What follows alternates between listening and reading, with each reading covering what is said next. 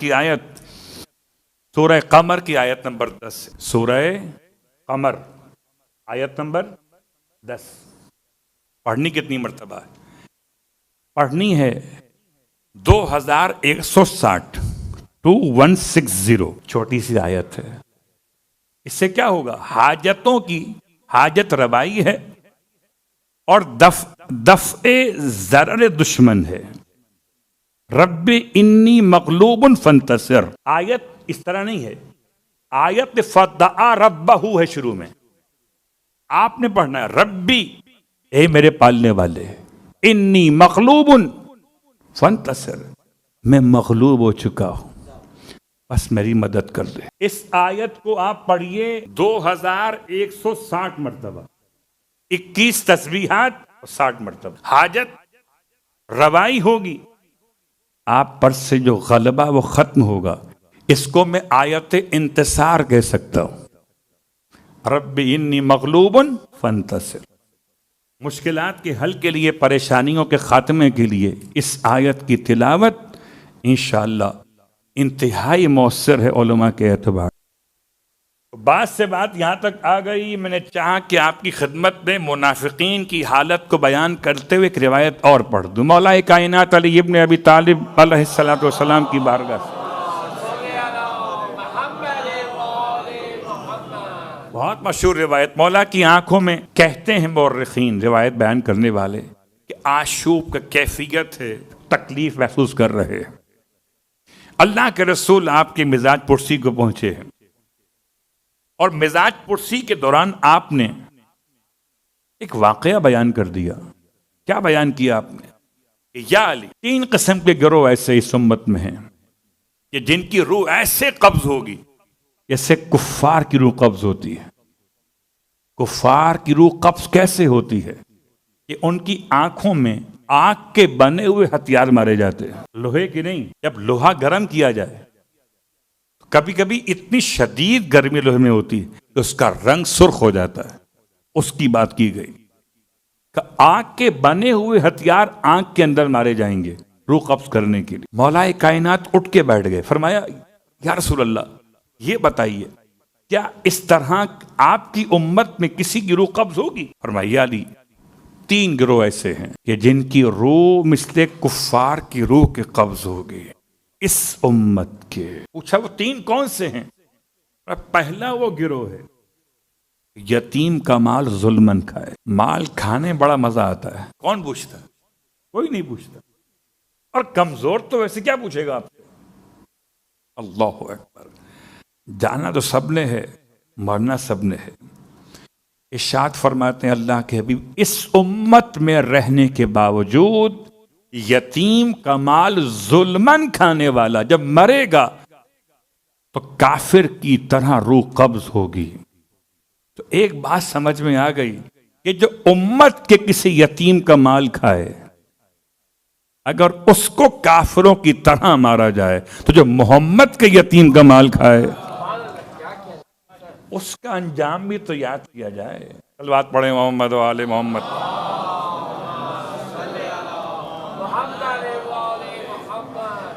دوسرا گروہ اس امت کا یا علی وہ ہے جو جھوٹی گواہی دے. آپ سوچتے ہیں، ہم سوچتے ہیں اس سے ہمارا تعلق تو ہے ہی نہیں، یہ تو کورٹ کا مسئلہ ہے، ہم تو آج تک کورٹ میں گئے ہی نہیں. یہ جھوٹی گواہی کی روایت ہم سے متعلق نہیں ہے. تو پیغمبر نے کب فرمایا کورٹ میں جا کے دو؟ جھوٹی گواہی تو کہیں بھی ہو سکتی ہے، خاص طور سے خاندان کے معاملات میں، کاروبار کے معاملات میں، دوستی کے معاملات، کسی کی حمایت میں، کسی کی مخالفت میں. خالی آپ نے سر ہلا دیا، سر ہلانے کا مطلب تائید کر دی، اور تائید کا مطلب گواہی دینا ہے. میں نے آپ سے کہا فلاں صاحب جو ہیں بڑے چور ہیں، آپ نے کہا ہاں، میری شکل دیکھ کے ہاں کہہ دیا. اگر میں غلط نکلا تو آپ کہاں جائیے؟ اللہ اکبر. خاندان کی بات کریں کہ اگر کسی کا فیصلہ کرنے بیٹھے، بھائی بھائی کے ساتھ، یا اولاد والدین کے ساتھ، یا شریک حیات بیوی کے ساتھ، اور آپ نے کوئی تائید میں سر ہلا دیا، کسی باطل کی حمایت کر دی، آپ کی موت وہی ہوگی جو اللہ کے رسول نے بتائی. موت کافر ہوگی، ایسے شخص کی موت. اس لیے یاد رکھیے، اپنا سر بھی نہ ہلائیے. کوشش کریں جس معاملے میں آپ کو آگہی نہ ہو وہاں شرکت نہ کیجیے. ایسا نہ ہو کہ آپ کی شرکت کسی مظلوم کے خلاف ووٹ ثابت ہو جائے. ایسا نہ ہو کہ آپ کی شرکت کسی گھر کے اختلاف کا باعث بن جائے. لہذا آپ بہت اہم ہیں، آپ کا وجود اہم، آپ کا ہاں کہنا اہم، آپ کا سر ہلانا اہم ہے. تو اپنے آپ کو پہچانیے آپ کیا ہیں. جب تک آپ کو پوری معلومات نہ ہو، حق کا ساتھ دیں، چاہے وہ آپ کے گھر کے خلاف جا رہا ہو یا آپ کے گھر کی حمایت. یاد رکھیں، دوسری وہ گروہ کہ جو مثل کفار روح قبض کی جائے گی، یہ وہ گروہ ہے کہ جو جھوٹی گواہی دیتا. اور تیسرا اور آخری گروہ اس روایت کے لحاظ سے، یا علی، اس امت کے وہ لوگ ہیں کہ جو اختیار کے بعد ظلم کرتے ہو. یہ جملہ بھی جب میں نے سنا حدیث کا تو مجھے لگا شاید اس کا مجھ سے کوئی تعلق نہیں ہے. میں تو ایک گھر میں رہتا ہوں، میرا کیا تعلق اس مسئلے سے. میرے پاس نہ کرسی ہے، نہ سیٹ ہے، نہ کونسلرشپ ہے، نہ میئرشپ ہے. میرے پاس تو اپنی شپ بھی نہیں. خیر، مثال کے طور پر کچھ بھی نہیں ہے. نہیں، ایسا نہیں. ہم میں سے ہر ایک شخص مختار ہے، کسی پر اختیار رکھتا ہے. کیا مطلب؟ آپ صاحب اولاد ہیں، آپ اپنی اولاد کے حاکم ہو گئے. آپ نے اپنی اولاد پہ ظلم کیا تو موت والی ہوگی. آپ فیکٹری میں مینیجر کی پوسٹ بیٹھے ہوئے، تو مینیجر کی پوسٹ پر بیٹھنے کے بعد اگر آپ نے اپنے ماتحت پہ ظلم کیا تو آپ کی موت والی ہوگی. کلکم رائن وکلکم مسئول. پیغمبر کا ارشاد ہے، تم میں سے ہر ایک شخص نگران بھی ہے اور ہر ایک شخص رعیت بھی ہے. میں اپنے ابا کے لیے رعیت ہوں، اپنی اولاد کے لیے نگران. تو میرے ابا پکڑے جائیں گے میری وجہ سے اگر انہوں نے مجھ پہ ظلم کیا حکم دیتے ہوئے، اور میں پکڑا جاؤں گا اپنے بچوں کی وجہ سے اگر میں نے ظلم کیا ان پر حکم دیتے ہوئے. تو یہ تین گروہ مکمل ہو گئے، ان کی موت کافر. اس کے بعد سورہ محمد کی اگلی آیت، ذالک بانہم اتبعوا ما اسخط اللہ. یہ منافقین کی ایسی موت کیوں ہے کہ جب ملائکہ روح قبض کرنے آئے تو چہرے پر بھی مار رہے تھے اور پیٹھ پر بھی مار رہے تھے. ذالک بانہم، یہ اس لیے تھا کہ وہ لوگ اتبعوا، پیروی کر رہے ہیں، ما اسخط اللہ، اس کام کی جس سے اللہ ناراض ہوتا ہے، وَكَرِهُ رِضْوَانَهُ، اور جس سے اللہ راضی ہوتا ہے اسے ناپسند کر رہے ہیں. پیروی کر رہے ہیں اللہ کی ناراضگی کی باتوں میں اور ناپسند کر رہے ہیں اللہ کی رضا کی باتوں سے. یہ کیا مطلب؟ اللہ راضی ہوتا ہے، اللہ ناراض ہوتا ہے. اللہ کو دیکھا ہے؟ کل کی بات سے بات آ گئی؟ نہیں دیکھا. اب آپ مجھے اگر دیکھ رہے تو میں کسی بات پہ راضی ہوں تو میرا فیس بتائے گا، خوشی کا اظہار ہوگا.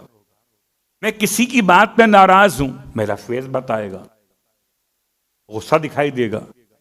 یہ نفسیاتی حادثات ہیں، خدا کے لیے ممکن نہیں ہے. خدا میں یہ تبدیلی نہیں آتی کہ کبھی ناراض ہو، کبھی راضی ہو، کبھی راضی ہو، کبھی ناراض ہو.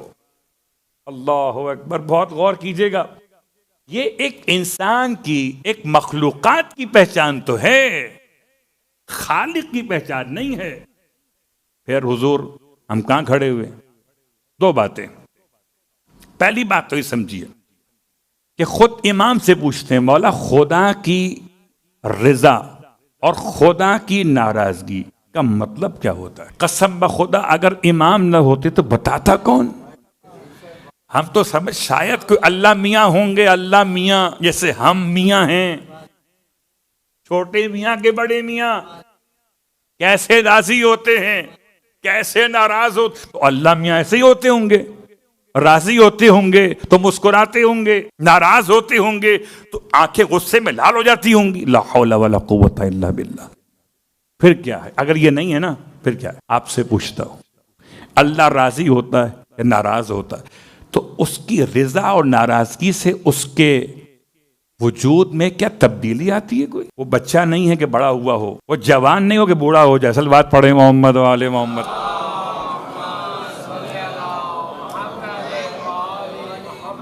مطلب کیا ہے اس کا؟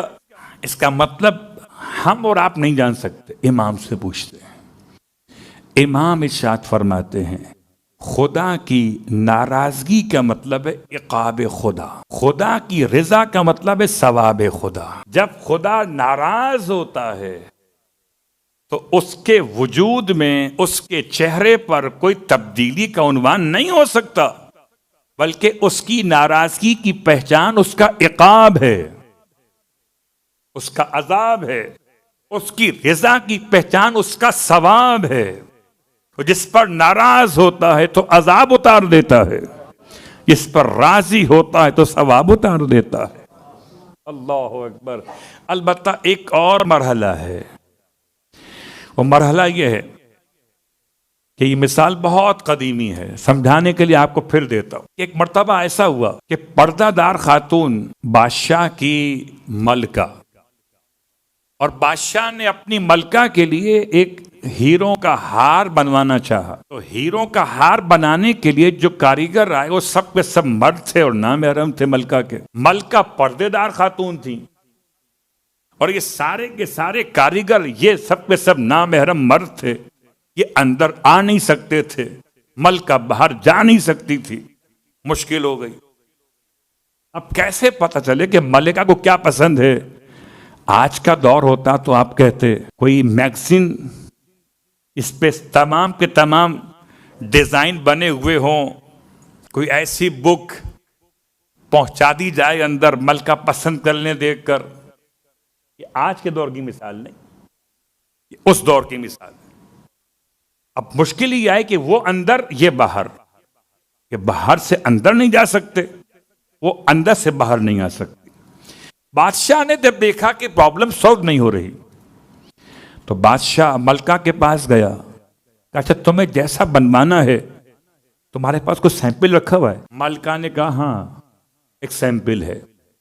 اپنے خاص باکس میں سے اپنا ایک ہار نکال کے بادشاہ کو دیا کہ جا کر باہر کاریگر کو دیجئے کہ اس ہار کو دیکھتے جائیں اور میرے گلے کا ہار بنا دیں. پہلے پردہ دار ماؤں بہنوں کے لباس بھی ایسے ہی سیے جاتے تھے، آج کا موضوع نہیں ہے. خیر بادشاہ نے وہ ہار لے جا کے باہر کاریگر کو دیا. کاریگر اب ملکہ کو نہیں دیکھ سکتے مگر ہار کو دیکھ سکتے.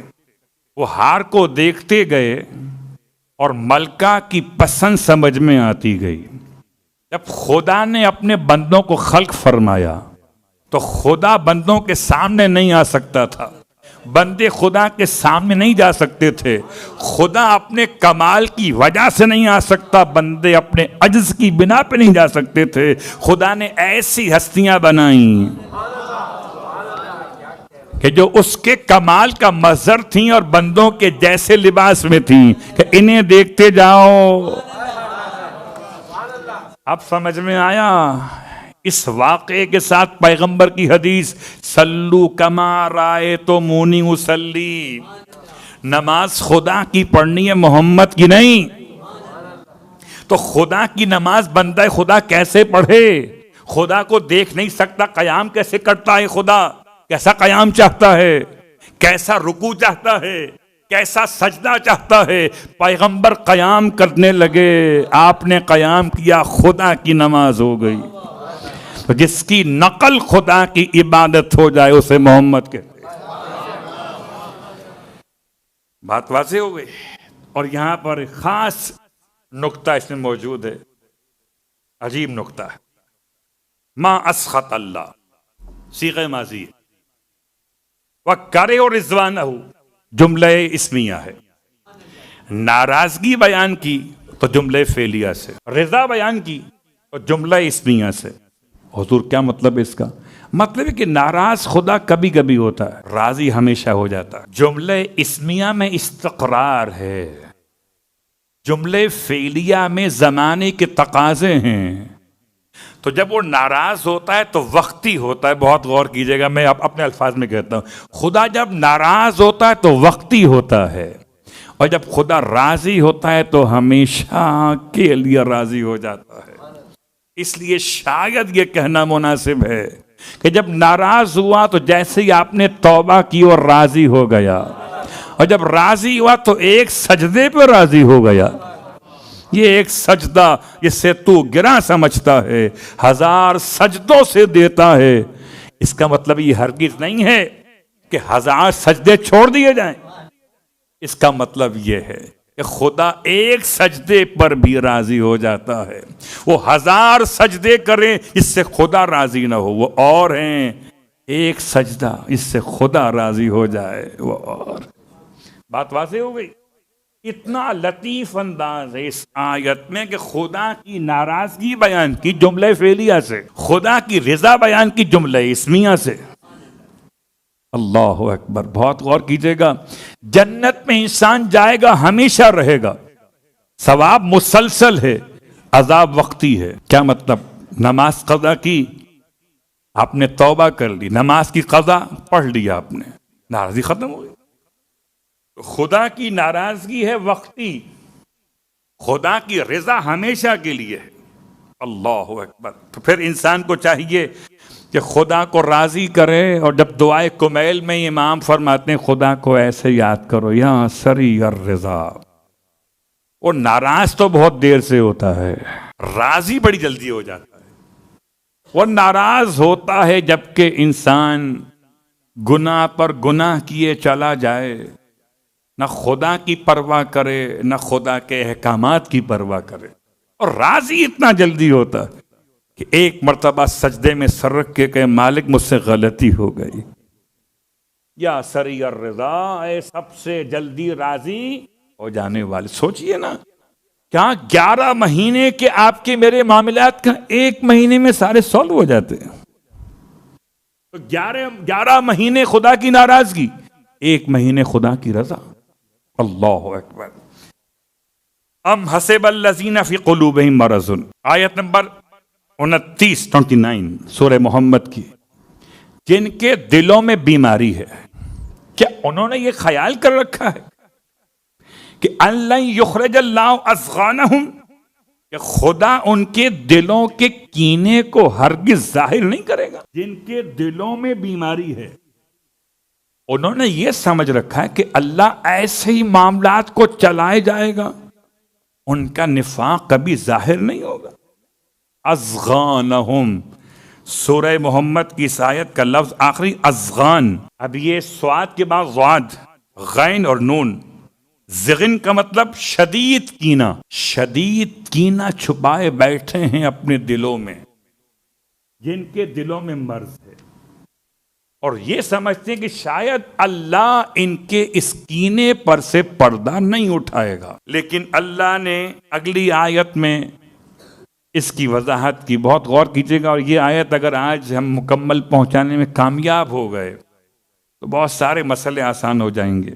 پھر غور کیجئے گا، وَلَوْ نَشَاءُ، پروردگار کتنا اچھا ہوتا تو ہر ایک کی پیشانی پہ لکھ دیتا کہ یہ مومن ہے، یہ منافق ہے، یہ کافر ہے، یہ مشرک ہے۔ خدا اس بات پہ قادر ہے کہ نہیں؟ ہے؟ لکھا ہے؟ نہیں۔ افمن کان مومنا کمن کان فاسقا لا یستوون، میں تو کہتا ہوں برابر ہے دونوں۔ 2 آنکھیں مومن کی، 2 آنکھیں فاسق کی، ایک زبان مومن کی، ایک زبان فاسق کی، 2 کان اس کے، 2 کان اس کے، ایک ناک اس کی، ایک ناک اس کی، اس کے پاس بھی ایک دل ہے، اس کے پاس بھی ایک دل، پھر دونوں برابر کیوں نہیں ہیں؟ ظاہراً دونوں بالکل برابر ہیں۔ اگر فیس کٹ کی بات کرتے ہیں قبلہ، تو اگر کوئی داڑھی چھوٹی رکھ لے تو کیا مومن ہو جائے گا؟ کوئی اگر داڑھی بڑی رکھ لے تو کیا غیر مومن ہو جائے گا؟ نہیں۔ آپ بالوں کی بات کرتے، آپ کس کی بات کر سکتے ہیں؟ ڈریس کی بات کرتے، نہ ڈریس، نہ بالوں کی کٹنگ، نہ سر پر کوئی پہننے والا امامہ یا پگڑی یا ٹوپی یا کیپ انسان کو تبدیل تو نہیں کرتی۔ پروردگار تو نے عجیب آیت نازل کی، وَلَوْ نَشَاءُ، اگر ہم چاہتے، اگر خدا چاہتا، لَأَرَيْنَاكَهُمْ، تو ہم آپ کو ان تمام کی نشاندہی کر دے۔ سارے منافقوں کی، وہ 2000 جو پبلک تھی، ان کی نشاندہی کر دیتے۔ فَلَعَرَفْتَهُمْ بِسِيمَاهُمْ، اور ایسی نشاندہی کرتے کہ آپ انہیں ان کی پیشانیوں سے پہچان لیتے، لیکن ہم نے یہ نہیں کیا اپنی حکمت کے تقاضوں کے لحاظ سے۔ اللہ اکبر، بہت غور کیجئے گا، پروردگار کا بڑا احسان ہے کہ اس نے پردہ ڈالا ہوا ہے۔ کون اس پردے میں آ کر مومن ہے اور کون غیر مومن ہے، سب برابر ساتھ بیٹھتے ہیں۔ اگر خدا کہتا ہے اگر وہ چاہتا تو یہ کر سکتا تھا کہ آپ کو سب کو دکھا دیتا اور آپ انہیں ان کے چہروں سے پہچان لیتے۔ اے حبیب، وَلَا تَعْرِفَنَّهُمْ فِي لَحْنِ الْقَوْلِ، اور آپ انہیں انداز کلام سے ضرور پہچان لیں گے۔ چہرہ نہیں بولے گا مگر زبان تو بولے گی، آپ انہیں ضرور پہچانیں گے لحن قول سے، چہروں سے نہ پہچان سکیں۔ اب میں تھوڑا سا اس بات کو کھول دیتا ہوں، یہ بتائیں ایمانداری سے، خدا جانتا ہے کہ کون منافق ہے؟ بولیے، جانتا ہے؟ دلیل کیا ہے؟ واللہ یشہد ان المنافقین لکاذبون، خدا خود کہتا ہے، وہ خدا گواہی دیتا کہ منافق پکے جھوٹے۔ خدا جانتا، اب خدا کا محمد جانتا ہے۔ صلوات پڑھیں محمد وآل محمد۔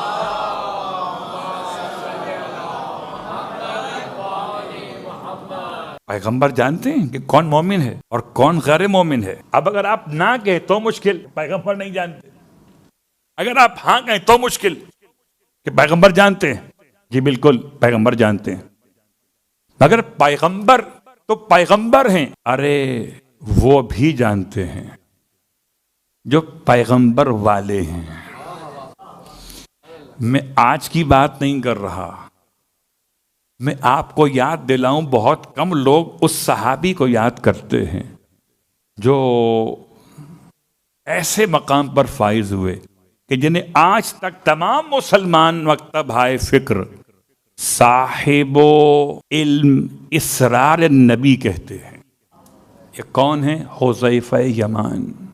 نہ حذیفہ یمان، حذیفہ یمان کو نبی کے کچھ راز جو پیغمبر نے انہیں دکھائے تھے، غزوے سے واپسی پر ایک پہاڑی کی بلندی سے پیغمبر کی اونٹنی کی مہار تھامنے والے، تو سب کے سب بجلی چمکی اور حذیفہ نے سب کے چہرے دیکھے، حذیفہ نے سب کے چہرے دیکھے، اور بعد میں حذیفہ کا دل چاہتا تھا کہ نام لیں، پیغمبر نے منع کر دیا تھا، خدا کی حکمت کے خلاف ہے۔ تو جب حذیفہ جانتے ہیں تو کیا مصطفیٰ نہیں جانتے ہوں گے؟ حذیفہ تو جانتے ہیں۔ اور یہاں تک بات آگے بڑھی کہ سارے صحابہ اکرام حذیفہ کی اس خاصیت سے بہت متاثر ہوتے تھے۔ میں نے جملہ بہت احتیاط سے بیان کیا، بہت متاثر ہوتے تھے۔ ایک صحاب تو بیچارے اتنے پریشان رہتے تھے، بار بار پوچھتے تھے حذیفہ میں تو ان میں نہیں ہوں۔ دوسرے صاحب بڑے پریشان ہوتے تھے، ان کا تو یہ عقیدہ تھا کہ جو بھی جنازہ ہو مدینے میں، اگر حذیفہ میت میں جنازہ میں جائیں گے تو میں ضرور جاؤں گا، اگر حذیفہ نہیں پڑھیں گے نماز اس کی میں بھی نہیں پڑھوں گا، کیونکہ حذیفہ جانتے تھے کون منافق ہے۔ اور سورہ توبہ کی آیت نمبر 84 میں خدا نے اپنے محمد سے ارشاد فرمایا ہے وَلَا تُصَلِّ عَلَىٰ أَحَدٍ مِّنْهُمْ مَاتَ أَبَدًا وَلَا تَقُمْ عَلَىٰ قَبْرِهِ۔ حبیب، ان منافقوں میں سے اگر کوئی مر جائے تو خبردار اس کے جنازے کی نماز مت پڑھنا، اور نہ اس کی قبر پہ کھڑے ہونا۔ تو نہ پیغمبر کسی منافق کی قبر پر کھڑے ہوتے تھے، دعا کرنے کے لیے، اور نہ پیغمبر کسی منافق کے جنازے کی نماز پڑھتے تھے۔ اور اب پیغمبر کے ساتھ جس صحابی کو معلوم ہو گیا تھا وہ بھی نہیں جاتے تھے، ان کو دیکھ کر بڑے بڑے صحابہ جنازوں کو چھوڑ دیا۔ صلوات پڑھے محمد و آل محمد کرتے۔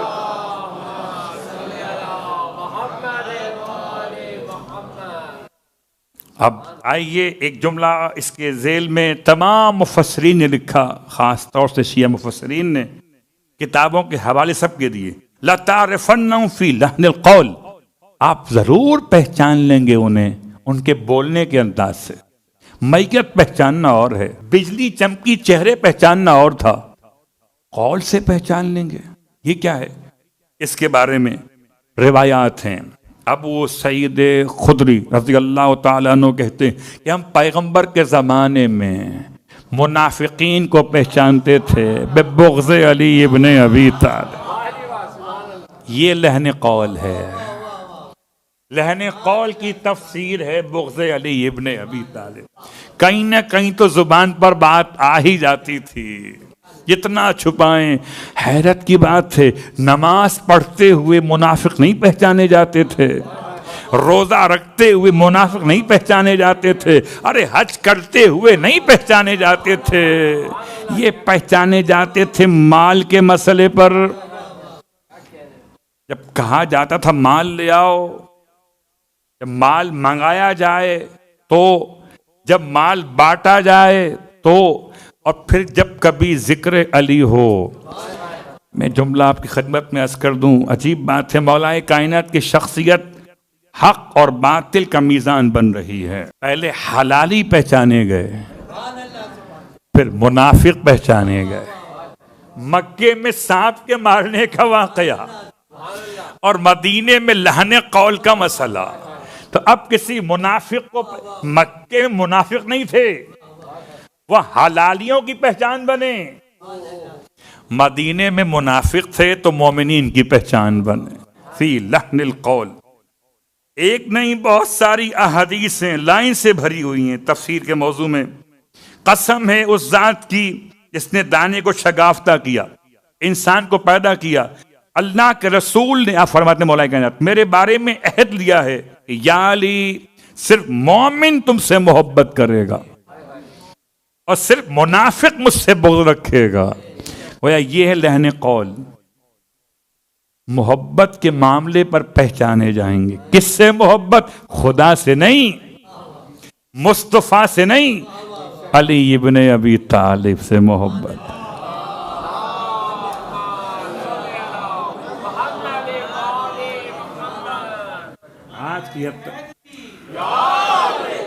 آج کی حد تک بات کو روکتا ہوں۔ لحن قول کی بات واضح ہو گئی۔ پیغمبر کے زمانے میں منافقین کی پہچان ان کے چہروں سے نہیں ہوتی تھی، خدا چاہتا تو یہ بھی کرا دیتا، لیکن خدا نے یہ نہیں چاہا کہ اس طرح پہچان کروائی جائے، لیکن تم ضرور پہچان لوگے حبیب ان کو، ان کے انداز گفتگو سے۔